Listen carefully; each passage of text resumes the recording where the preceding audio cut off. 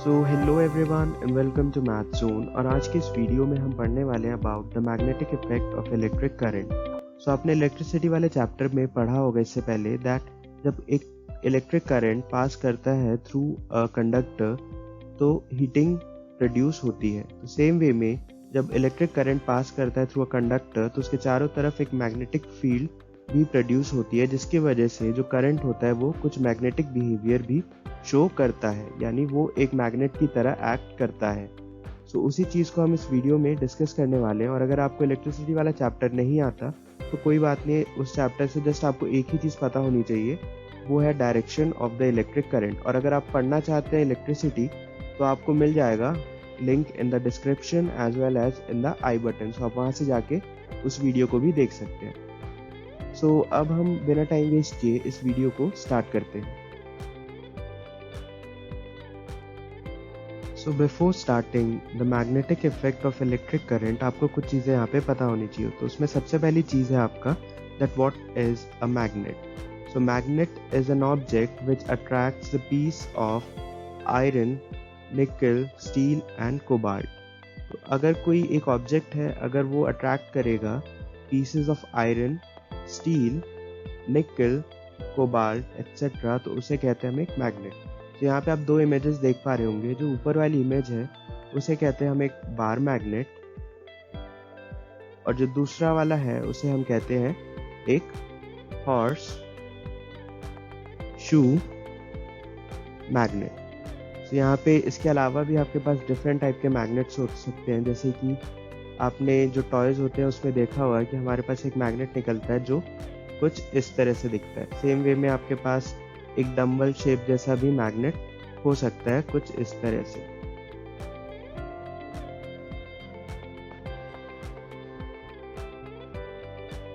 अब हम डिस्कस करेंगे यहाँ पे कुछ important properties of magnet. Magnet has two poles near it and north pole and south pole.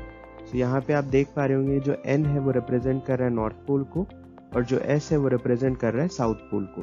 तो अब हम आइडेंटिफाई कैसे करेंगे कि कौन सा पोल जो मैग्नेट का है वो नॉर्थ पोल है या फिर साउथ पोल है। तो इसके लिए आपको करना क्या है कि आपको लेना है एक मैग्नेट। तो इस केस में यहाँ पे एक बार मैग्नेट कंसिडर कर रहा हूँ, और इसको मैंने यहाँ पे सेंटर से बांध दिया एक थ्रेड से, और इसको मैंने कहीं पे लटका दिया कुछ इस तरह से। तो आप देखेंगे कि जो मैग्नेट है वो खुद को एक पर्टिकुलर डायरेक्शन में अलाइन कर लेगा। जो एंड इसका पॉइंट करेगा टूवर्ड्स द ज्योग्राफिकल नॉर्थ, यानी जो अर्थ का नॉर्थ पोल है उसकी तरफ, तो उसे हम कहेंगे north pole of the magnet. और जो एंड यहाँ पर पॉइंट करेगा टूवर्ड्स द ज्योग्राफिकल साउथ, यानी जो अर्थ का साउथ पोल है उसकी तरफ, उसे हम कहेंगे south pole of the magnet. अब हम ये कैसे पता लगाएंगे? तो इसके लिए हम यहाँ पे यूज कर सकते हैं ऑफ अ कंपास। तो आपको यहाँ पे कंपास लेना है और उसको जस्ट यहाँ पे प्लेस कर देना, और देखना है कि जो कंपास की नीडल है वो किस डायरेक्शन में अलाइन करती है। जिस डायरेक्शन में कंपास की नीडल फॉर एग्जांपल कुछ इस तरह से यहाँ पे अलाइन करी, तो जो पॉइंट यहाँ पे मैग्नेट का नॉर्थ की तरफ अलाइन होगा वो आपका नॉर्थ पोल आ जाएगा, और दूसरा जो होगा वो साउथ पोल आ जाएगा। अब एक और चीज़ आपको यहाँ पे ध्यान रखना है दैट अ मैग्नेट को अगर हम ब्रेक करते हैं पीसेज में, फॉर एग्जांपल ये हमारा फिर से एक मैग्नेट हो गया और इसको हमने काफ़ी सारे पीसेज में ब्रेक कर दिया। तो सबसे पहले हम यहाँ पे कहते हैं कि ये हमारा साउथ पोल है और ये हमारा नॉर्थ पोल है। तो इसको हमने पहले बीच से यहाँ से ब्रेक किया। तो ऐसा नहीं होगा कि आपके पास जो दो नए पीसेज आएंगे उसमें सिर्फ एक ही पोल होगा, उसमें भी आपके पास दो पोल्स होंगे। एक होगा नॉर्थ पोल और एक होगा साउथ पोल, और यहाँ पे भी एक नॉर्थ पोल होगा और एक साउथ पोल होगा। आप चाहे इस मैग्नेट को कितना भी छोटा कर दें, आपको हमेशा दो पोल्स मिलेंगे।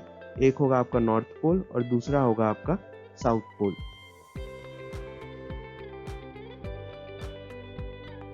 अब जो हमारा नेक्स्ट प्रॉपर्टी है वो ये है that the like poles of the magnet repel each other. यानी अगर मैं कोई दो मैग्नेट्स लूं और उनके साउथ पोल्स को एक साथ लाने की कोशिश करूं, या फिर जो नॉर्थ पोल है उनको एक साथ लाने की कोशिश करूं, वो एक दूसरे से दूर जाएंगे। तो यहाँ पे मैंने दो मैग्नेट्स कंसिडर किए हैं और उन्हें कुछ इस तरह से यहाँ पे प्लेस किया है, जिसकी वजह से जो साउथ पोल है वो एक दूसरे के सामने आ जाए। तो इस केस में जो दोनों मैग्नेट्स हैं वो एक दूसरे से दूर जाएंगे, यानी एक दूसरे को रिपेल करेंगे।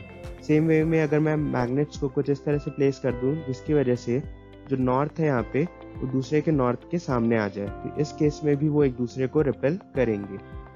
बट यहाँ पर हमारे पास होता है that unlike poles attract each other, यानी जो नॉर्थ पोल है वो अट्रैक्ट करेगा साउथ पोल को और जो साउथ पोल है वो अट्रैक्ट करेगा नॉर्थ पोल को। यहाँ पे मैंने दो मैग्नेट्स फिर से कंसिडर करे जिन्हें मैंने कुछ इस तरह से प्लेस किया है जिसकी वजह से जो साउथ पोल है वो नॉर्थ पोल के सामने है, तो यहाँ पे इस केस में दोनों मैग्नेट्स एक दूसरे को अट्रैक्ट करेंगे। अब सेम चीज अगर मैं यहाँ पे कुछ इस तरह से करूँ कि जो नॉर्थ पोल है उसके सामने अगर मैं साउथ पोल रखूँ तो फिर से ये जो दोनों मैग्नेट्स हैं वो एक दूसरे को अट्रैक्ट करेंगे। अब हमारा नेक्स्ट टॉपिक है magnetic field. So magnetic field क्या होती है? So it is the area और the space surrounding a magnet in which it can exert magnetic force on another magnet. So basically अगर आपके पास दो मैग्नेट्स हैं कुछ इस तरह से, या फिर आप पहले कंसिडर करिए एक मैग्नेट है और ये इसका मैग्नेटिक फील्ड है, मतलब इतने एरिया में ये मैग्नेटिक फोर्स एक्सर्ट कर सकता है ऑन अनदर मैग्नेट, तो उसे हम कहते हैं कि ये इसका मैग्नेटिक फील्ड है।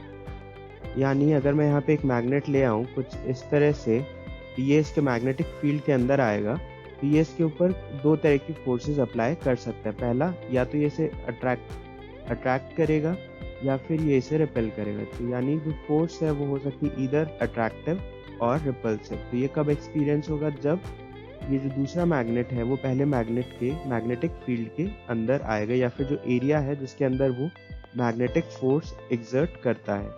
तो अब मैग्नेटिक फील्ड को हम यहाँ पे कहते हैं कि वो एक वेक्टर क्वांटिटी है। सो यानी उसके क्या है, डायरेक्शन भी है और उसका मैग्नीट्यूड भी है। यहाँ पे हम जब मैग्नेटिक फील्ड की बात करते हैं तो हम उसे कैसे रिप्रेजेंट करेंगे? सो उसके लिए हम यहाँ पे यूज करते हैं मैग्नेटिक फील्ड लाइंस का।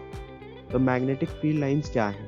तो magnetic field lines are the imaginary lines which are used to visualise the magnetic field. So आप यहाँ पे देख पा रहे होंगे हमारे पास एक मैग्नेट है जिसका जो नॉर्थ पोल है वो कुछ यहाँ पर है और जो साउथ पोल है वो यहाँ पर है।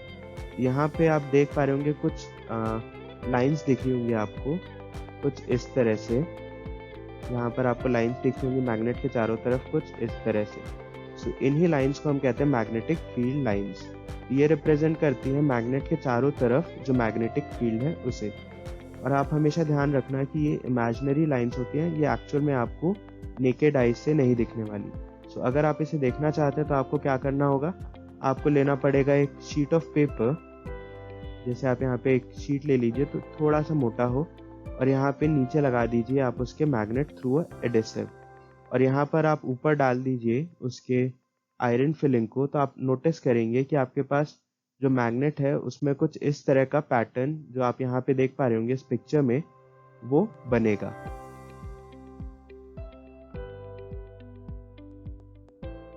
अब हम देख लेते हैं कुछ important properties of the magnetic field lines. जो सबसे पहली इंपॉर्टेंट प्रॉपर्टी है वो ये है that magnetic field lines form closed continuous curve, यानी जो वो कर्व बनाएंगी वो क्लोज्ड होगा और कंटिन्यूअस होगा, यानी उसमें किसी भी तरह का कोई ब्रेक नहीं होगा।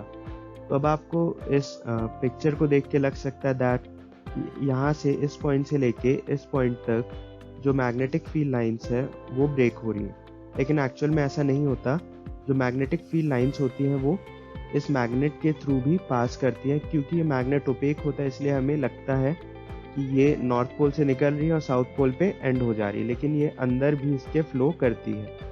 अब जो नेक्स्ट प्रॉपर्टी है वो ये है that the outside the magnet they always begin from north pole of the magnet and ends on the south pole. तो आप यहाँ पे भी देख पा रहे होंगे जो मैग्नेटिक फील्ड लाइंस हैं वो निकल रही है फ्रॉम नॉर्थ पोल यहाँ से और जा रही है towards the south pole. And inside the magnet they always begin from south pole of the magnet and ends on the north pole of the magnet. यहाँ पर आपको देख नहीं पा रहा होगा, लेकिन जो मैग्नेट होता है अगर वो कुछ इस तरह से, यहाँ पे हमारा नॉर्थ पोल है और यहाँ पे हमारा साउथ पोल है, यहाँ से जो लाइन निकल रही है आपकी वो यहाँ दोबारा एंटर करेगी और यहाँ पे मिलेगी नॉर्थ पोल से जो लाइन निकल रही है उससे। तो आउटसाइड द मैग्नेट वो किस तरह का फॉलो करेंगी path from north to south, और जैसे ही वो अंदर आ जाएंगी वो साउथ टू नॉर्थ हो जाएंगी। तो आपको इस चीज़ का यहाँ पे ध्यान रखना है। अब जो नेक्स्ट प्रॉपर्टी है हमारे पास वो है that the relative strength of the magnetic field is shown by the degree of closeness of the magnetic field lines. For example, अगर हमारे पास दो रीजन्स हैं, एक रीजन ये है हमारा और जो दूसरा रीजन है वो ये है, और दोनों के यहाँ पे जो डायमेंशंस हैं वो सेम है। सो ये हमारा रीजन ए है और ये रीजन बी है। यहाँ पे हमारे पास दो मैग्नेटिक फील्ड लाइंस जो है वो पास करें इन केस ऑफ ए, और यहाँ पे जो बी है वहां पर हमारे पास पास कर रही है लेट अस से 3 मैग्नेटिक फील्ड लाइंस। तो यहाँ पे इस केस में जो बी वाला है हमारा, वहां पे जो मैग्नेटिक फील्ड की जो वैल्यू होगी वो ज्यादा होगी। रीजन बहुत ही सिंपल है, क्योंकि यहाँ पे जो मैग्नेटिक फील्ड लाइंस हैं वो ज्यादा क्लोज हैं एक दूसरे से।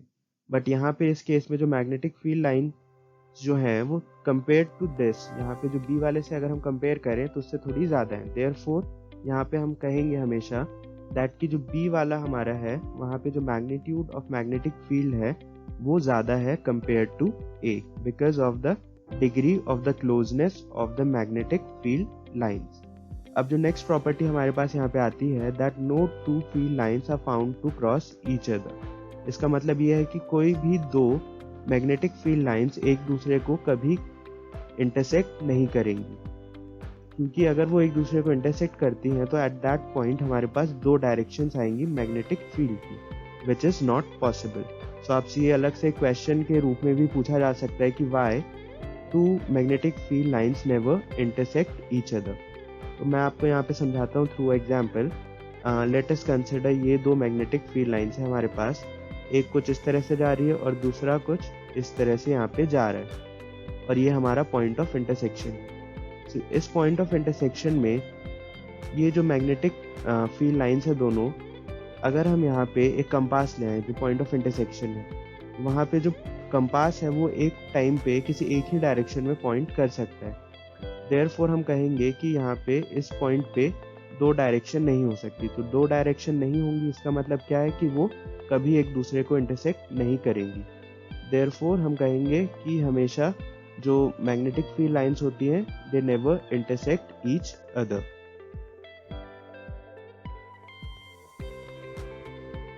अब हमारा जो नेक्स्ट टॉपिक है वो है magnetic field due to a current carrying conductor. So जो मैग्नेटिक इफेक्ट ऑफ करंट था वो डिस्कवर किया गया था बाय ओर्स्टीड इन 1820।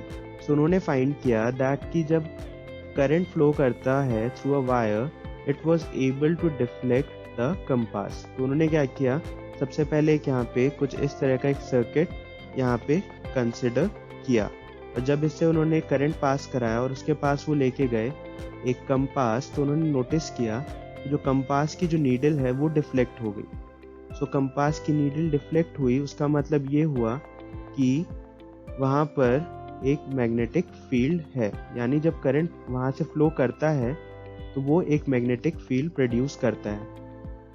क्योंकि जो अब यहाँ पे हम पढ़ लेते हैं, लिखा है that the compass needle is a tiny magnet which can be deflected only by a magnetic field. Since the current carrying conductor was able to deflect the compass needle, it was concluded that the current flowing in a wire always gives rise to a magnetic field around it. So ये वही चीज़ है जो मैंने आपको अभी बताई, क्योंकि जो कंपास का नीडल होता है वो भी एक मैग्नेट होता है, और वो जो हमारा सर्किट है उसके पास ले जाने से डिफ्लेक्ट हुआ, तो उसका मतलब ये था कि वहाँ पे there was a presence of a magnetic field. तो इसका मतलब ये है कि जब करंट फ्लो करे थ्रू अ कंडक्टर, वो अपने चारों तरफ एक मैग्नेटिक फील्ड भी क्रिएट करता है, जिसकी वजह से जो यहाँ पे कंपास की नीडल है वो डिफ्लेक्ट कर जाती है।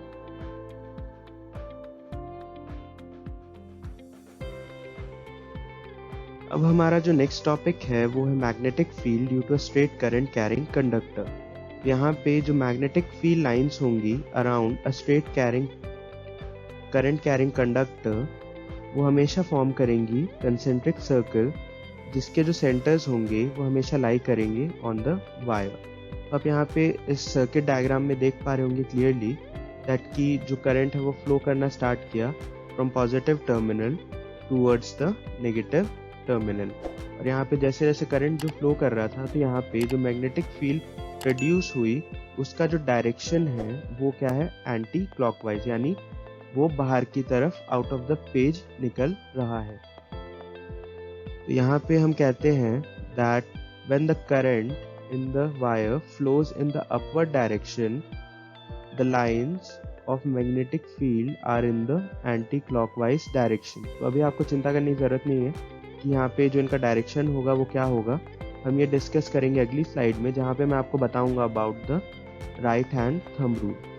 और यहाँ पे हमारे पास है that if the direction of the current is reversed, the direction of the magnetic field is also reversed। यानी जैसे हम जो डायरेक्शन है करंट का वो चेंज करेंगे, वैसे ही हमारा जो मैग्नेटिक फील्ड लाइंस है उनका डायरेक्शन भी चेंज हो जाएगा। यानी अगर जो करंट है वो डाउनवर्ड फ्लो करेगा कुछ इस तरह से, तो यहाँ पे जो कंसेंट्रिक सर्कल्स बनेंगे उनका जो डायरेक्शन होगा वो चेंज हो जाएगा और वो कुछ इस तरह से फ्लो करेंगे, यानी वो क्लॉकवाइज डायरेक्शन में यहाँ पे मूव करेंगे कुछ इस तरह से।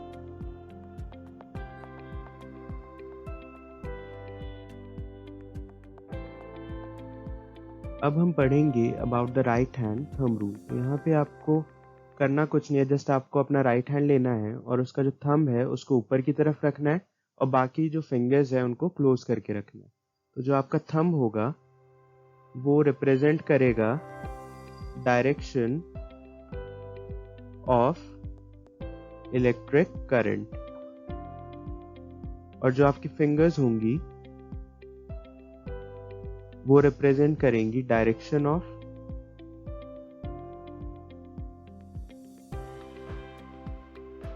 मैग्नेटिक फील्ड लाइंस को। यहाँ पे अगर आपका जो करंट है वो फ्लो करेगा ऊपर की तरफ, यानी जो आपका थंब है वो आपका हो जाएगा ऊपर की तरफ और जो फिंगर्स हैं आपकी वो कुछ इस तरह से आ जाएंगी। सो ये जो डायरेक्शन होता है वो होता है एंटी क्लॉकवाइज।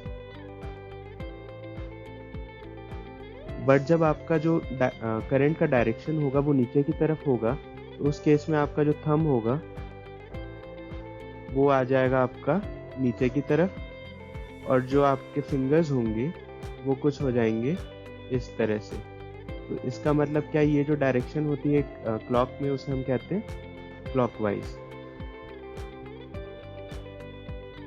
सो इस तरह से आप यहाँ पे बता सकते हैं दैट कि अगर एक करंट फ्लो कर रहा है थ्रू अ कंडक्टर, तो वहाँ पे जो मैग्नेटिक फील्ड प्रोड्यूस होगी उसकी डायरेक्शन क्या होगी, ईदर इट विल बी क्या होगा, क्लॉकवाइज या फिर एंटी क्लॉकवाइज। तो अगर ऊपर जाता है करंट तो उस केस में हमारे पास आएगा एंटी क्लॉकवाइज डायरेक्शन, और अगर जो करंट है वो नीचे की तरफ फ्लो करता है तो उस पर्टिकुलर केस में हमारे पास जो डायरेक्शन आएगा वो होगा क्लॉकवाइज।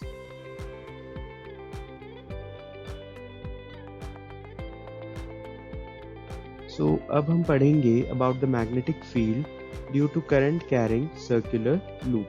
तो अभी आपने इससे पहले पढ़ा कि जब हमारे पास जो कंडक्टर है या फिर जो वायर है वो स्ट्रेट होगी तो उस केस में क्या होगा। बट अभी हमारे पास जो यहाँ पे दे रखा है वो वायर को हमने क्या किया, एक सर्कुलर लूप बना दिया। तो इस केस में हमारे पास जो मैग्नेटिक फील्ड लाइंस होंगी या फिर जो मैग्नेटिक फील्ड का जो डायरेक्शन होगा वो क्या होगा। यहाँ पे हम दो पॉइंट्स कंसिडर कर लेते हैं। यहाँ पे let us say point A and point B. ये जो दोनों पॉइंट्स हैं हमारे पास वो क्या है, एक दूसरे के ऑपोजिट हैं। ठीक है, तो यहाँ पे अगर मैं पॉइंट ए की तरफ देखता हूँ तो जो करंट है वो किस तरफ फ्लो कर रहा है, अपवर्ड। तो जो थंब होगा आपका वो भी किसकी तरफ हो जाएगा, अपवर्ड। तो इसका मतलब जो फिंगर्स हैं वो कुछ इस तरह से आपकी कर्ल होंगी। तो इसका मतलब ये है कि जो डायरेक्शन होगा आपका मैग्नेटिक फील्ड लाइंस का वो क्या हो जाएगा, एंटी क्लॉकवाइज। लेकिन जब आप पॉइंट बी पे देखेंगे तो वो किस तरह से होगा, जो करंट होगा वो आपका नीचे की तरफ आ रहा है, तो जो आपका थंब होगा वो भी राइट हैंड थंब रूल की वजह से नीचे की तरफ हो जाएगा, और जो आपके फिंगर्स जो होंगे वो कुछ इस तरह से कर्ल हो जाएंगी। यहाँ पे जो डायरेक्शन आएगा वो क्या आएगा, क्लॉकवाइज। तो आपको ये ध्यान रखना है कि जब हम कोई भी दो पॉइंट्स यहाँ पे कंसिडर करेंगे जो ऑपोजिट होंगे, यानी जो डायमीटर के अलोंग ऑपोजिट होंगे, जैसे मैंने यहाँ पे ये मेरा सर्कुलर लूप है और मैं अगर यहाँ पे इसका एक डायमीटर ड्रॉ करता हूँ, लेट अस ये सेंटर है। मैं अगर यहाँ से एक लाइन ड्रॉ करता हूँ तो यहाँ पे जो पॉइंट होगा और ये जो पॉइंट होगा, यहाँ पर ये वाला पॉइंट और ये वाला पॉइंट, तो इसके इन दोनों पे जो मैग्नेटिक फील्ड लाइंस की जो डायरेक्शन होगी वो ऑपोजिट होगी। सेम वे में अगर मैं यहाँ पे एक पॉइंट लेता हूँ और यहाँ पे जो सर्कुलर लूप है उसके सेंटर से पास कराता हूँ, तो इसके जो ऑपोजिट यहाँ पे होगा और जो यहाँ पे होगा, तो उन पे जो मैग्नेटिक फील्ड लाइंस की जो डायरेक्शन है वो ऑपोजिट होगी।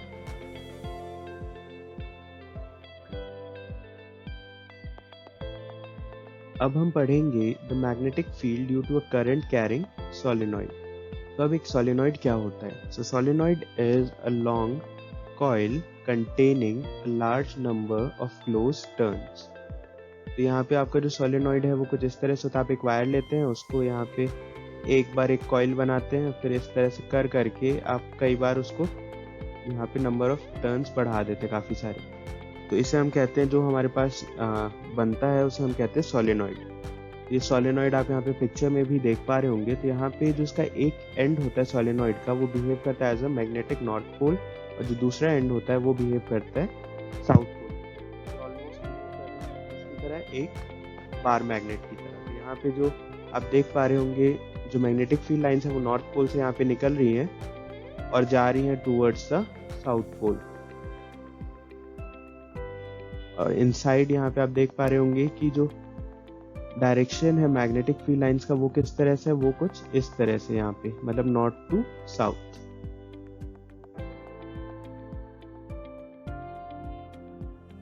अब यहाँ पे एक और चीज होती है, दैट जो फील्ड लाइंस होती हैं inside the solenoid are in the form of parallel straight lines.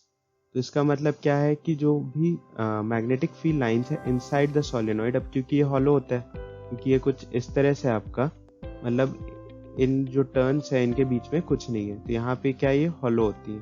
तो इसके अंदर जो मैग्नेटिक फील्ड लाइंस बनती हैं वो एक दूसरे के पैरेलल होती हैं, कुछ इस तरह से। तो ये जो मैग्नेटिक फील्ड लाइंस होती हैं, क्योंकि वो एक दूसरे के पैरेलल होती हैं, तो इसका मतलब क्या है यहाँ पे, this indicates that the magnetic field is same at all the points inside the solenoid, that is the field is uniform inside the solenoid। तो इसका मतलब क्या हुआ कि हर एक पॉइंट पे सोलेनॉइड के अंदर जो मैग्नेटिक फील्ड है वो सेम है, जिसकी वजह से वो पैरेलल है, और इस तरह की जो मैग्नेटिक फील्ड लाइंस होती हैं उन्हें हम कहते हैं यूनिफॉर्म मैग्नेटिक फील्ड। अगर कभी भी आपके पास पूछा जाए कि एक मैग्नेटिक फील्ड में जो मैग्नेटिक फील्ड लाइंस हैं कुछ इस तरह से दिख रही हैं और वो एक दूसरे के पैरेलल हैं, तो वो किस तरह की मैग्नेटिक फील्ड होगी, हम उस केस में कहेंगे कि वो यूनिफॉर्म मैग्नेटिक फील्ड होगा।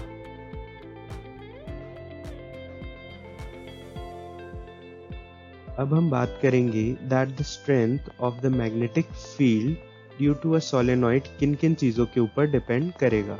सो जो मैग्नेटिक फील्ड है वो डायरेक्टली प्रोपोर्शनल है to the number of turns in the solenoid, यानी आपके जो नंबर ऑफ टर्न्स हैं ये वाले, वो जितने ज़्यादा होंगे उतना ही ज़्यादा मैग्नेटिक फील्ड होगा। फॉर एग्जांपल ये आपके यहाँ पे एक टर्न, 2, 3, 4, 5, 6, 7 जितने भी टर्न्स हैं यहाँ पे, और अगर हमारे पास एक और कॉइल है जिसमें कम नंबर ऑफ टर्न्स है, तो इस केस में जो हमारा मैग्नेटिक फील्ड होगा वो ज़्यादा होगा। सिमिलरली जो मैग्नेटिक फील्ड होता है वो डायरेक्टली प्रोपोर्शनल होता है to the electric current in the solenoid, यानी जितना ज़्यादा करंट फ्लो करेगा उतना ही ज़्यादा जो मैग्नेटिक फील्ड है वो भी स्ट्रांग होगा। और जो तीसरी चीज़ है वो ये है that the nature of the core material use for making solenoid. तो अभी आपने देखा यहाँ पे कि जो सोलेनॉइड होता है वो सेंटर से एम्प्टी होता है, बट अगर आप वहाँ पे कुछ चीज़ इंसर्ट कर दें, कोई मेटल इंसर्ट कर दें, कंडक्टर, तो जो आप वहाँ पे इंसर्ट करेंगे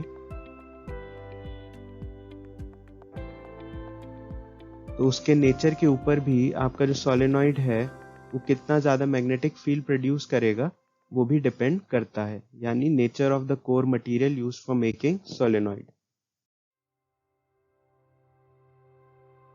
सो अब हमारा जो नेक्स्ट टॉपिक है वो है electromagnet. So what is a electromagnet? An electromagnet is a magnet consisting of a long coil of insulated copper wire wrapped around a soft iron core that is magnetized only when the electric current is passed through it.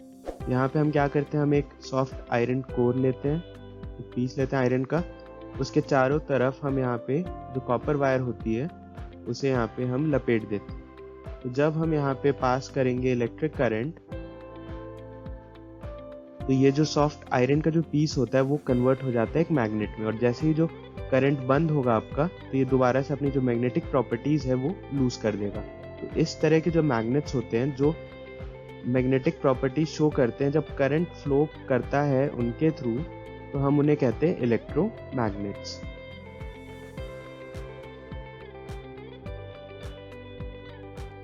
अब आपने देखा होगा कि जो definition थी electromagnet की, वहां पे मैंने यूज किया था सॉफ्ट आयरन वर्ड का एज अ कोर। तो मैंने वहां पे क्यों नहीं लिखा कि हम कोई भी वहां पे मेटल लगा सकते हैं? इसका रीजन बहुत ही सिंपल है, that the core of an electromagnet must be a soft iron, because जो सॉफ्ट आयरन होता है वो तुरंत ही अपनी जो मैग्नेटिक प्रॉपर्टीज होती हैं वो लूज कर देता है जैसे ही आप वहाँ पे जो करंट का स्विच है उसे बंद कर देंगे। लेकिन अगर हम वहाँ पे कोई और मेटल यूज करें जैसे कि स्टील, तो उस केस में क्या होता है, जैसे आप करंट बंद करेंगे तो जो स्टील होता है वो अपनी मैग्नेटिक प्रॉपर्टीज को पूरी तरह से लूज नहीं करता। मतलब वो आप उसको जैसे करंट बंद करेंगे फिर भी वो अट्रैक्ट करेगा पीसेज ऑफ मेटल को। ठीक है, तो इसलिए हम यहाँ पे सिर्फ सॉफ्ट आयरन कोर का ही यूज करते हैं, नॉट स्टील। तो यही क्वेश्चन आपसे पूछा जा सकता है, that why steel is not used for making electromagnets. तो आप सीधा वहाँ पे लिखेंगे कि जो स्टील होता है वो अपनी मैग्नेटिक प्रॉपर्टीज लूज नहीं करता when the switch is of. अब हम पढ़ेंगे about the differences between the bar magnet and the electromagnet. तो यहाँ पर जो हमारा बार मैग्नेट होता है वो एक परमानेंट मैग्नेट होता है, यानी वो अपनी जो मैग्नेटिक प्रॉपर्टीज है वो लूज नहीं करता, जबकि जो इलेक्ट्रोमैग्नेट है वो एक टेम्परेरी मैग्नेट होता है, क्योंकि जब तक करंट जो है वो फ्लो करता है तब तक वो बिहेव करता है एज अ मैग्नेट, लेकिन जैसे ही जो करंट बंद होता है वो एक नॉर्मल पीस ऑफ मेटल बन जाता है। अब हमारे पास जो नेक्स्ट डिफरेंस है वो ये है that a permanent magnet produces comparatively weak force of attraction. यहाँ पे वो कम फोर्स के साथ जो दूसरे मैग्नेट्स होते हैं फिर पीसेस ऑफ मेटल होते हैं उनको अट्रैक्ट करता है। यहाँ पर जो इलेक्ट्रोमैग्नेट होता है ये काफी ज्यादा स्ट्रॉन्ग मैग्नेटिक फोर्स एक्सर्ट करता है किसी भी मेटल या फिर दूसरे मैग्नेट के ऊपर। अब नेक्स्ट जो है पॉइंट हमारा वो है that the strength of the permanent magnet can not be changed. मतलब अगर आपके पास एक परमानेंट मैग्नेट है तो आप उसका जो स्ट्रेंथ है यानी उसकी जो मैग्नेटिक कैपेबिलिटीज हैं आप उसको बढ़ा नहीं सकते, लेकिन यहाँ पे जो इलेक्ट्रोमैग्नेट है आप उसके लिए ये सारी चीजें कर सकते हैं। अभी मैंने आपको दो चीजें बताई थी, that by increasing the number of turns in the coil and by passing more current to the circuit, हम उसकी जो स्ट्रेंथ है उसे बढ़ा सकते हैं। अब हमारे यहाँ पे that the north south polarity of a permanent magnet is fixed and can not be changed, यानी जो परमानेंट मैग्नेट होता है उसके जो नॉर्थ साउथ पोल्स होते हैं, जैसे कि ये अगर एक परमानेंट मैग्नेट है बार मैग्नेट, तो इसके जो नॉर्थ और साउथ पोल हैं आप उसकी जो पोलैरिटी है उसको कभी भी चेंज नहीं कर सकते। अगर ये एंड इसका नॉर्थ पोल है तो हमेशा नॉर्थ पोल ही रहेगा, और ये अगर एंड इसका साउथ पोल है तो हमेशा साउथ पोल ही रहेगा। लेकिन अगर आपके पास एक बार मैग्नेट है इलेक्ट्रोमैग्नेट है कुछ इस तरह का, तो आप उसमें जो उसकी पोलैरिटी यानी फॉर एग्जांपल अगर ये नॉर्थ पोल है और ये साउथ पोल है इसका, जब करंट फ्लो कर रहा था एक पर्टिकुलर डायरेक्शन में, तो आप उसको चेंज कर सकते हैं, इसको आप साउथ बना सकते हैं और इसको नॉर्थ बना सकते हैं by reversing the direction of the current. तो ये सारे जो थे वो थे differences between the bar magnet and the electromagnet. So हमारा जो नेक्स्ट टॉपिक है वो है force on a current carrying conductor in a magnetic field. So हमने यहाँ पे क्या किया हुआ, एक करंट कैरिंग कंडक्टर लिया है, उसे प्लेस कर दिया है इन द मैग्नेटिक फील्ड। यहाँ पे सेटअप कुछ इस तरह से होगा, आपका एक कंडक्टर है ए बी जिसे हमने हैंग किया हुआ है एयर में with the help of wire and a fixed stand, और हमने जो एंड्स ऑफ वायर है उसे कनेक्ट कर दिया through a battery and a switch. और यहाँ पे हमने एक मैग्नेट लिया है जिसके जो पोल्स हैं उसके बीच में हमने प्लेस किया हुआ है इस कंडक्टर को, ताकि जो यहाँ पे मैग्नेटिक फील्ड है वो पास करे थ्रू द कंडक्टर। तो जैसे ही यहाँ पे जो करंट है फ्लो करेगा इन द कंडक्टर, या फिर आप कह सकते हैं वायर के थ्रू फ्लो करेगा, तो यहाँ पे एक मैकेनिकल फोर्स जो होगी वो एग्जर्ट होगी ऑन द कंडक्टर, जिसकी वजह से वो मूव करेगा। तो अब ये जो फोर्स आएगी हमारे पास which is acting on the current carrying conductor, वो हमेशा परपेंडिकुलर होगी to the direction of the current and the magnetic field. तो अभी जस्ट आप यहाँ पे याद रखिए कि जो डायरेक्शन ऑफ फोर्स होगा, करंट होगा, और जो मैग्नेटिक फील्ड होगा वो एक दूसरे के परपेंडिकुलर होंगे। और यहाँ पे उनका डायरेक्शन किस तरफ होगा वो अभी आपको चिंता करने की ज़रूरत नहीं है, क्योंकि वो मैं आपको नेक्स्ट स्लाइड में बताऊंगा जब हम डिस्कस करेंगे लेफ्ट हैंड फ्लेमिंग रूल। अब यहाँ पे अगर आप इस फोर्स का डायरेक्शन चेंज करना चाहते हैं तो आपको क्या करना पड़ेगा। आप फोर्स का जो डायरेक्शन है वो चेंज कर सकते हैं by changing the direction of the magnetic field, या फिर by changing the direction of the current. तो आपको जस्ट करना क्या है, अगर आप मैग्नेटिक फील्ड की डायरेक्शन को चेंज कर देते हैं यहाँ पर, यानी आपका जो अभी हॉर्सशू मैग्नेट है वो कुछ इस तरह से यहाँ पे साउथ है, यहाँ पे नॉर्थ है, अगर आप उसको कुछ इस तरह से रख दें जिसकी वजह से नॉर्थ ऊपर आ जाए और साउथ नीचे आ जाए, तो भी यहाँ पे जो फोर्स की जो डायरेक्शन है वो ऑपोजिट हो जाएगी। या फिर जो आपका जो करंट है वो इस पर्टिकुलर केस में कुछ यहाँ पे इस तरह से फ्लो कर रहा है, अगर आप जो बैटरी है उसे उल्टा करके लगा देते हैं तो उसकी वजह से जो टर्मिनल्स हैं वो इंटरचेंज हो जाएंगे और आपका करंट उल्टी डायरेक्शन में फ्लो करेगा। तो उसकी वजह से भी यहाँ पर जो आपका फोर्स का डायरेक्शन है वो चेंज किया जा सकता है।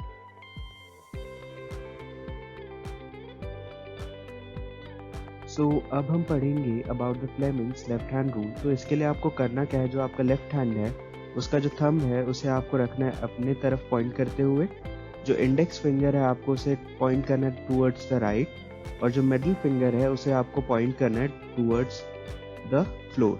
तो यहाँ पे आप देखेंगे जो थंब होगा आपका वो रिप्रेजेंट करेगा डायरेक्शन ऑफ फोर्स को, जो इंडेक्स फिंगर होगा वो रिप्रेजेंट करेगा डायरेक्शन ऑफ मैग्नेटिक फील्ड को, और जो मिडिल फिंगर होगा वो रिप्रेजेंट करेगा direction of the electric current को। तो अब इसे याद रखने का एक सिंपल सा यहाँ पे तरीका होता है। तो आप यहाँ पे फोर्स को डिनोट कर दीजिए F से, जो कि थंब से होगा। फिर उसके बाद आता है हमारा इंडेक्स फिंगर जो रिप्रेजेंट कर रहा है मैग्नेटिक फील्ड को, और फिर उसके बाद जो आपका मिडिल फिंगर है जो थर्ड नंबर पे आता है और वो रिप्रेजेंट कर रहा है इलेक्ट्रिक करंट को, तो यहाँ पे C। तो आप इसे कुछ इस तरह से याद रख सकते हैं that F for father, M for mother and C for child।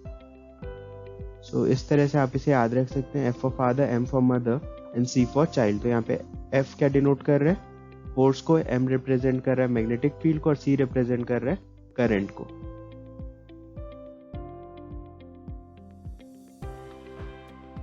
अब हम पढ़ेंगे about the electric motor. Electric motor एक ऐसा डिवाइस होता है जो कन्वर्ट करता है इलेक्ट्रिकल एनर्जी को मैकेनिकल एनर्जी में। ये रही आपके पास image of the electric motor. तो ये काफ़ी सारे डिवाइसेस, अप्लायंसेस और मशीन्स में अवेलेबल आपको मिल जाएगा डिफरेंट साइज का। यहाँ पे आपका जो मिक्सर ग्राइंडर्स होते हैं उसमें भी होता है, जो आपके यहाँ पे वॉशिंग मशीन्स हो गए, कार हो गए, जो आपने ड्रिल मशीन वगैरह देखी होगी, जो टॉयज होते हैं, तो उसमें भी ये आपको इजीली मिल जाएगा। तो अगर आपसे कोई पूछे कि जो इलेक्ट्रिक मोटर है वो किस प्रिंसिपल के ऊपर काम करता है, तो हम कहेंगे that a electric motor works on the principal that when a rectangular coil is placed in a magnetic field and current is passed through it, a force acts on the coil which rotates it continuously। कहने का मतलब इसका ये है कि जब हम एक मैग्नेटिक फील्ड में एक रेक्टेंगुलर कॉइल को प्लेस करते हैं और जब हम उसमें करंट पास कराते हैं तो उसके ऊपर एक फोर्स एक्ट करता है जिसकी वजह से वो कंटिन्यूसली रोटेट करता है। ये चीज़ आपको बेटर समझ आएगी जब हम यहाँ पे पढ़ेंगे कंस्ट्रक्शन और जो वर्किंग है ऑफ द इलेक्ट्रिक मोटर। अब हम देख लेते हैं that how to construct a electric motor. तो सबसे पहले हम क्या करेंगे, दो मैग्नेट्स लेंगे अलग अलग, और उसे कुछ इस तरह से प्लेस करेंगे। तो सबसे पहले यहाँ पे हमने एक मैग्नेट लिया जिसका नॉर्थ पोल यहाँ पर है और जो दूसरा है वो साउथ पोल यहाँ पर है। अब ऐसे ही ओरिएंटेशन में आपको लेना है ताकि जो मैग्नेटिक फील्ड लाइंस हैं वो फ्लो करे या पास करे फ्रॉम नॉर्थ टू साउथ, और यहाँ पे आपके पास मैग्नेटिक फील्ड क्रिएट हो जाए बिटवीन द टू मैग्नेट्स।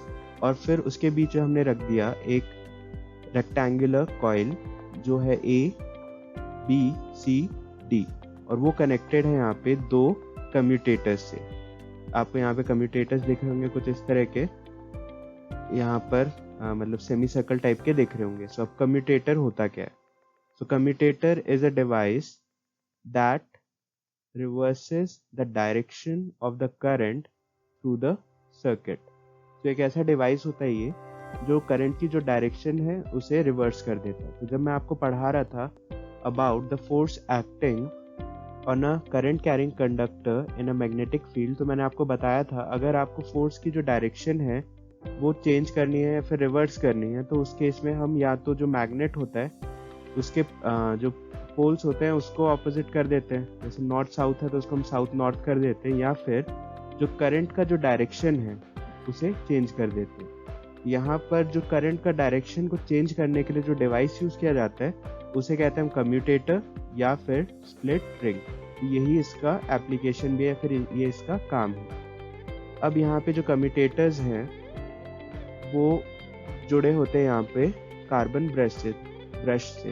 तो जो कार्बन ब्रश होता है वो सिर्फ इसके कांटेक्ट में होता है। अगर ये परमानेंट यहाँ पे आपने फिक्स कर दिया तो ये जो आपका पूरा सर्किट है यहाँ पे वो मूव करेगा और पूरा मतलब इंटैंगल्ड हो जाएगा। ठीक है, तो इसके लिए हम सिर्फ यहाँ पे जो कार्बन ब्रशेज है P और Q का यूज करते हैं, वो सिर्फ यहाँ पे जो कम्यूटेटर है उसके साथ कांटेक्ट बना के रखते हैं और सर्किट को कंप्लीट रखते हैं। ठीक है, तो यही काम है यहाँ पे जो कार्बन ब्रश है उनका। अब यहाँ पे जो हमने सर्किट है वहाँ पे ज़्यादा कुछ नहीं किया, जस्ट हमने एक बैटरी ली है और एक स्विच लिया है। सो ये था आपका construction of a electric motor. So अब जो नेक्स्ट स्लाइड होगी वहाँ पे हम डिस्कस करेंगे दैट कि ये जो इलेक्ट्रिक मोटर है वो किस तरह से काम करता है। अब हम देखेंगे कि किस तरह से एक इलेक्ट्रिक मोटर काम करता है। तो यहाँ पे सबसे पहले हमें फाइंड आउट करना पड़ेगा कि जो हमने मैग्नेट्स प्लेस किए थे तो उसमें जो मैग्नेटिक फील्ड है उसका डायरेक्शन क्या है।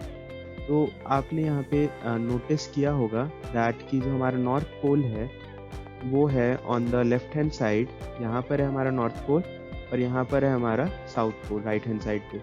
तो जो हमारा मैग्नेटिक फील्ड लाइंस होती हैं वो ऑलवेज स्टार्ट करती हैं from the north pole to south pole. ये आ गया हमारा मैग्नेटिक फील्ड का डायरेक्शन। तो अब जो इलेक्ट्रिक मोटर होता है हमारा वो दो फेजेस में काम करता है। सबसे पहले आपका आ गया फेज 1। इस फेज में क्या होता है, आपका जो करंट होता है वो फ्लो करना स्टार्ट करता है फ्रॉम द पॉजिटिव टर्मिनल, फिर वो जाता है यहाँ से जो कार्बन ब्रश P है उसके थ्रू होते हुए वो फ्लो करता है from the left commutator to the rectangular coil. यहाँ पे मैं बना दे रहा हूँ आपका जो रेक्टेंगुलर कॉइल है उससे। ये आ गया हमारा रेक्टेंगुलर कॉइल। तो ये आ गया A, ये आ गया B, ये आ गया C और ये आ गया D। तो यहाँ पे जो करंट फ्लो कर रहा है वो कुछ इस तरह से यहाँ पे फ्लो करेगा और यहाँ से फिर जो दूसरा कम्यूटेटर है राइट हैंड साइड पे उसमें से निकल जाएगा जो Y कम्यूटेटर है उससे, और यहाँ पे कार्बन ब्रश जो Q है उसमें से फ्लो करते हुए वापस वो नेगेटिव टर्मिनल पे चला जाएगा। तो अभी हम बात कर रहे हैं सिर्फ एक ही फेज की। तो इसमें क्या होगा, मैंने आपको बताया कि जो मैग्नेटिक फील्ड है वो किस तरफ जा रही है, इस तरफ जा रही है यहाँ पर। तो मैग्नेटिक फील्ड जा रही है फ्रॉम लेफ्ट टू राइट। तो यहाँ पे भी आपका जो मैग्नेटिक फील्ड है वो जा रहा है इस तरफ, और आपका जो करंट है ये वाला, ये जो करंट है आपका वो जा रहा है आगे की तरफ। ये आपका I आ गया और यहाँ पे जो करंट है आपका उसका डायरेक्शन हो गया ऑपोजिट। तो जब आप यहाँ पे इस पॉइंट पे लगाएंगे लेफ्ट हैंड फ्लेमिंग रूल या फ्लेमिंग्स लेफ्ट हैंड रूल, तो आपको पता लगेगा कि जो डायरेक्शन ऑफ फोर्स है यहाँ पर अलोंग AB, मतलब कोई भी पॉइंट ले सकते हैं आप, तो वो हमेशा आएगी डाउनवर्ड्स। ठीक है, तो जो ए बी है उसके ऊपर जो नेट फोर्स लगेगी वो कहाँ लगेगी, डाउनवर्ड्स। सेम वे में जो यहाँ पे अगर आप सी डी के अलॉन्ग देखें तो यहाँ पे जो करंट की जो डायरेक्शन है वो हो गई है ऑपोजिट। और जब मैंने आपको पढ़ाया था current carrying conductor placed in a magnetic field, तो उसमें आपको बताया था जो फोर्स का डायरेक्शन है वो ऑपोजिट हो जाता है जैसे ही जो करंट का जो डायरेक्शन है वो ऑपोजिट हो जाता है। तो यहाँ पे क्या हो रहा है, हमारा जो आई है उसका डायरेक्शन ऑपोजिट हो गया, जिसकी वजह से जो सी डी के अलॉन्ग जो फोर्स लगेगी वो क्या होगी, वो भी ऑपोजिट हो जाएगी, यानी वो नीचे ना लगकर वो लगेगी ऊपर की तरफ। देयरफॉर होगा क्या, यहाँ पे जो ए बी है आपका वो नीचे की तरफ जाएगा, जो सी डी है वो ऊपर की तरफ जाएगा, जिसकी वजह से अब आपके पास यहाँ पे जो सेकंड फेज आएगा हमारा वो बन जाएगा। यहाँ पे क्या हुआ, आपका जो सी डी था उसकी जगह ए बी आ गया और ए बी की जगह सी डी आ गया। तो यहाँ पे आपका आ गया डी सी और यहाँ पे आ चुका है आपका ए बी, मतलब ये 180 डिग्री रोटेट हो चुका है एंटी क्लॉकवाइज। तो सेम वे में अब फिर से करंट फ्लो करना स्टार्ट करेगा पॉजिटिव टर्मिनल से, और फिर कार्बन ब्रश पी से होते हुए जो यहाँ पे एक्स वाला कम्यूटेटर है उससे फ्लो करते हुए किस में जाएगा, यहाँ पे सी डी में जाएगा। तो जब सी डी में जाएगा तो यहाँ पे इसका डायरेक्शन क्या हो गई, कुछ इस तरह से करंट जो है फ्लो करते हुए यहाँ से निकल जाएगा थ्रू द कम्यूटेटर वाई, फिर यहाँ पे कार्बन ब्रश जो क्यू है उसमें से होते हुए नेगेटिव टर्मिनल पे चला जाएगा। तो यहाँ पे फिर से सेम चीज होगी, आपका मैग्नेटिक फील्ड का डायरेक्शन तो अभी भी चेंज नहीं हुआ, तो मैग्नेटिक फील्ड आपका यहाँ पे ही जा रहा है और फोर्स यहाँ पे जो नेट होगी वो नीचे की तरफ जाएगी। तो आपका फोर्स यहाँ पे नीचे की तरफ गया और यहाँ पर भी आपका फोर्स जो है वो ऊपर की तरफ गया। तो यहाँ पे क्या हुआ, आपका जो सी डी है वो नीचे की तरफ जाएगा, ए बी जो है आपका वो ऊपर की तरफ जाएगा। इसका मतलब क्या, वो फिर से 180 डिग्री रोटेट किया एंटी क्लॉकवाइज और आपका जो फिर से जो पोजीशन था वो यही वाला आ गया, फेज 1 वाला। तो इस तरह से ये कंटिन्यूसली जैसे जैसे करंट फ्लो करता रहता है ये 360 डिग्री रोटेट करता है। मतलब फेज 1 में कितना रोटेट किया, 180 डिग्री, और फेज 2 में इसने रोटेट किया 180 डिग्री। तो अब क्या होगा, जैसे जैसे करंट फ्लो करेगा ये हर बार रोटेट करता जाएगा। ये एक साइकिल इसका कंप्लीट हो चुका है यहाँ पे 360 डिग्री, और फिर दोबारा से बार बार रोटेट करेगा।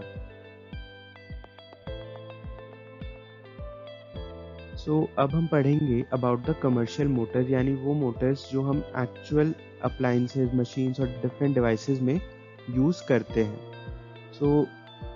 जो कमर्शियल मोटर होता है उसमें हम इलेक्ट्रोमैग्नेट्स का यूज करते हैं instead of the permanent magnets. और यहाँ पे जो सेंटर में आपने देखा वो दोनों मैग्नेट्स के बीच में हम एक रेक्टेंगुलर कॉइल को प्लेस करते थे, तो उसकी जगह हम यहाँ पे एक soft iron core on which the coil is wound and the soft iron core on which the coil is wound plus the coils is called an armature। so, यहाँ पे दोनों मैग्नेट्स के बीच में एक रेक्टेंगुलर कॉइल ना होकर यहाँ पे हम रखते हैं एक आर्मेचर को। आर्मेचर क्या है, बेसिकली एक सॉफ्ट आयरन कोर है, जिसे आप यहाँ पे देख पा रहे होंगे इस पिक्चर में। तो ये जो है पूरा आयरन से बना है यहाँ पे, और इसके चारों तरफ हमने क्या बांधा हुआ है, जो कॉपर वायर है उसे हमने यहाँ पे लपेट दिया इसके ऊपर। अब इससे होता क्या है, it enhances the power of the motor. और जो तीसरा इंपॉर्टेंट पॉइंट ये है that a large number of turns of conducting wire in the current carrying coil. तो ये जो भी हमारा सेंटर में रहता है आर्मेचर, उसके ऊपर आप देख पा रहे होंगे हमने काफी ज्यादा जो वाइंडिंग है कर रखी है कॉपर वायर की।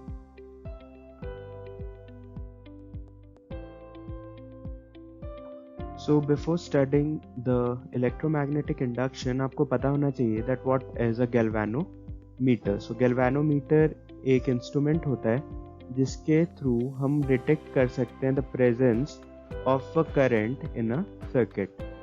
और इसका जो पॉइंटर होता है वो हमेशा जीरो की तरफ पॉइंट करता रहता है, या फिर आप कह सकते हैं सेंटर ऑफ द स्केल में रहता है जब कोई करंट फ्लो नहीं कर रहा होता। लेकिन जैसे ही जो सर्किट है उसमें कोई करंट फ्लो करता है, ये इधर राइट साइड डिफ्लेक्ट करता है या फिर इधर ये लेफ्ट साइड डिफ्लेक्ट करता है या फिर right side of the zero, depending on the direction of the current.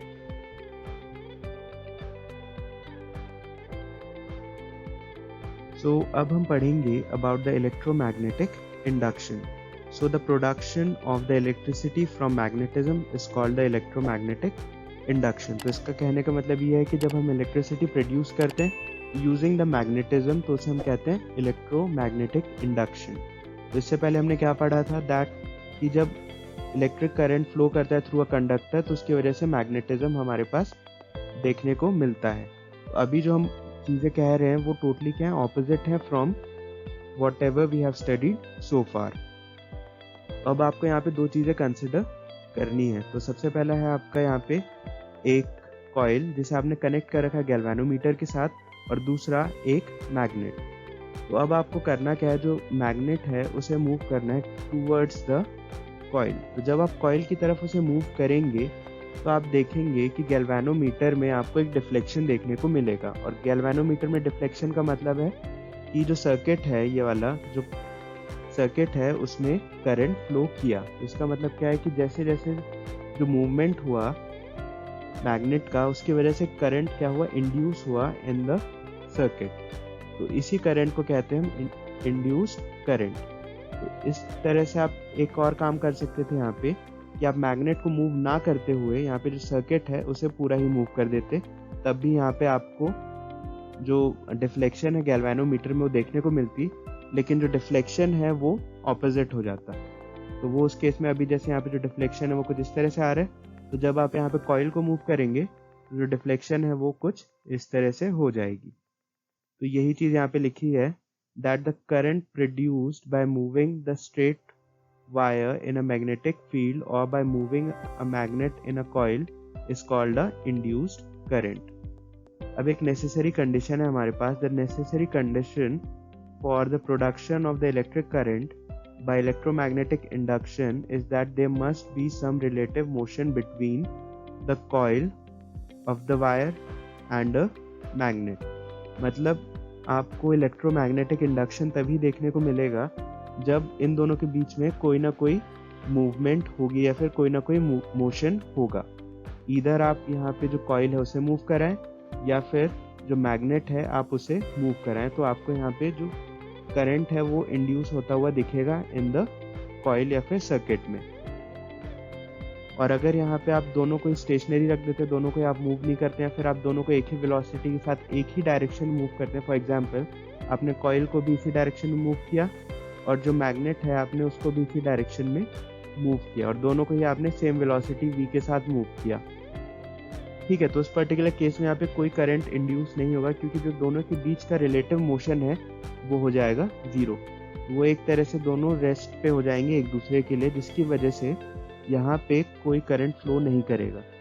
ठीक है, तो आपको याद रखना है कि जो रिलेटिव मोशन होना चाहिए between the coil and a magnet, इधर जो आपका कॉइल है वो मूव कर जाए या फिर जो आपका मैग्नेट है वो मूव कर जाए।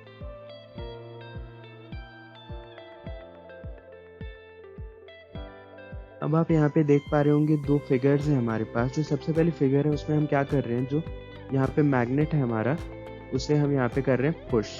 तो जब हम यहाँ पे पुश कर रहे हैं उसकी वजह से एक यहाँ पे करंट फ्लो कर रहा है इस सर्किट में या फिर इस कॉइल में, जिसकी वजह से गैल्वेनोमीटर में जो डिफ्लेक्शन है वो कुछ इस तरह से आपको देखने को मिल रही है। बट जब हम इस मैग्नेट को पुल करते हैं ऑपोजिट डायरेक्शन में, ठीक है, वापस हम खींच लेते हैं, तो यहाँ पे आपको जो डिफ्लेक्शन है गैल्वेनोमीटर में वो ऑपोजिट डायरेक्शन में देखने को मिल रही है। तो यहाँ पे हम कहते हैं that when the direction of the motion of the coil और मैग्नेट इज रिवर्स्ड, यानी या तो मैग्नेट का मोशन या फिर जो यहाँ पे कॉइल है उसका मोशन अगर हम चेंज कर दे, रिवर्स कर दे, तो उस केस में जो डायरेक्शन ऑफ जो इंड्यूस्ड करंट होती है वो भी रिवर्स हो जाती है। यानी आपका जो इंड्यूस्ड करंट की जो डायरेक्शन है वो रिवर्स हो जाएगी अगर आपका जो डायरेक्शन ऑफ मोशन किसका, कॉइल या फिर मैग्नेट का चेंज हो जाता है।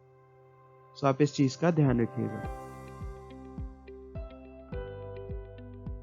सो अब हम पढ़ेंगे about the Fleming's right hand rule which is basically the last topic of this chapter. तो इससे पहले आपने पढ़ा था फ्लेमिंग्स लेफ्ट हैंड रूल। तो इस रूल में क्या डिफरेंट है, सो इसका हम यूज करते हैं to find the direction of the induced current. तो यहाँ पे आपको करना क्या है, सो यहाँ पे जो आपका थंब होगा वो रिप्रेजेंट करेगा डायरेक्शन ऑफ द मोशन। अब मोशन का मतलब है कि चाहे आप कॉइल को मूव कराएं, चाहे आप मैग्नेट को मूव कराएं। और जो इंडेक्स फिंगर होगा आपका वो रिप्रेजेंट करेगा direction of the magnetic field. और जो आपका मिडिल फिंगर होगा वो रिप्रेजेंट करेगा direction of the induced current. तो बेसिकली आपका जो मोशन होगा, अगर आप इसे करके देखना चाहें तो ये जो होगा आपका थंब वो आपका नीचे की तरफ पॉइंट करेगा, जो इंडेक्स फिंगर होगा वो आपका पॉइंट करेगा टूवर्ड्स द लेफ्ट, और जो आपका मिडिल फिंगर होगा वो पॉइंट करेगा अवे फ्रॉम यू, मतलब आपके सामने की तरफ।